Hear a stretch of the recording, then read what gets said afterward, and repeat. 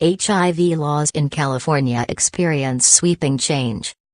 Major changes with national implications. California Governor Jerry Brown signed into law on Friday sweeping changes to the state's HIV criminalization laws. In a press release published on the Lambda Legal website, SB 239 updates California's criminal law approach to HIV transmission and treats it in the same way as transmission of other serious communicable diseases. Additionally, it also brings the Golden State statutes up to date with the current science regarding HIV prevention, treatment and transmission. The new law realizes an important goal of the national HIV/AIDS strategy and is consistent with current guidance from the U.S. Department of Justice and with California's Getting to Zero HIV transmission reduction strategy. Today California took a major step toward treating HIV as a public health issue, instead of treating people living with HIV as criminals, said Senator Weiner, one of the bill's authors. HIV should be treated like all other serious infectious diseases, and that's what SB 239 does. We are going to end new HIV infections, and we will do so not by threatening people with state prison time, but rather by getting people to test and providing them access to care, shared Weiner in a statement. The other bill author, ASM. Todd Gloria said, state law will no longer discourage Californians from getting tested for HIV.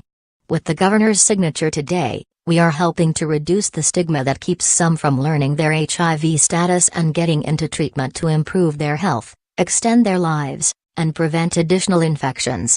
Quick background, paraphrased from Lambda Legal back in the late 1980s and at the height of the HIV epidemic, politicians passed several laws criminalizing otherwise legal behaviors of people living with HIV. They also added HIV-related penalties to existing crimes. Almost all of the laws were fear-based and linked to the limited medical understanding of the time. At that time, there were no effective treatments for HIV. Criminalization against persons living with HIV was rampant. Fast forward to today.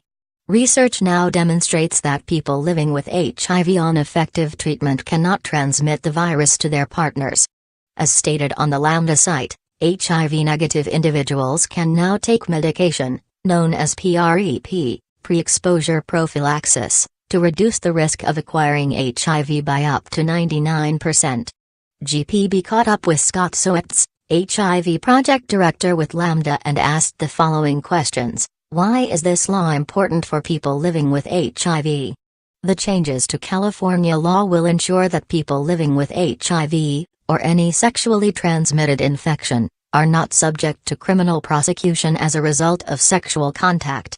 The only time a prosecution like that should take place is if the person has the intent to transmit the infection to another, and that rarely if ever happens.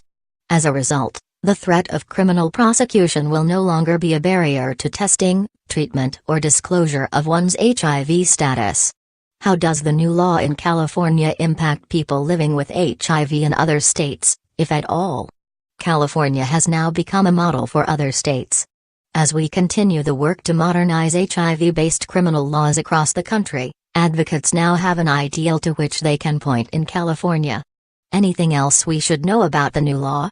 This bill also eliminated the felony penalty enhancement for sex workers living with HIV.